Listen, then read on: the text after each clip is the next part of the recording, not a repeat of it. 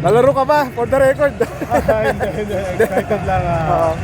Ginagawa ko pag yung mga kailangan kong gawin para makalaro agad next conference. Oo. So next conference, lalaro ka na? Sigurado na yun? Sana. Pero sa recovery ko maganda naman. 100% na. So may mga minor na lang na kailangan gawin pa.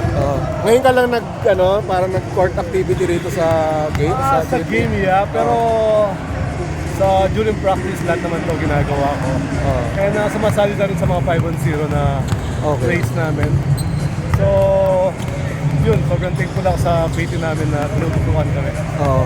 So, ngayon ba, anong pakiramdam mo ngayon? Medyo parang Parang excited? bumata. Parang bumata. Kasi nakapagpahinga for almost 17 years. Yun lang yung pinakamatagal na pahinga ko. So, at least naka-recover yung body ko. Excited ulit maglaro. Okay. Kung sabi mo lang sa series, mangyayari, chances ng team mo na champion. Sana umabot ng Game 7. Mabigyan kami ng chance na manalo. Okay. Jason, thank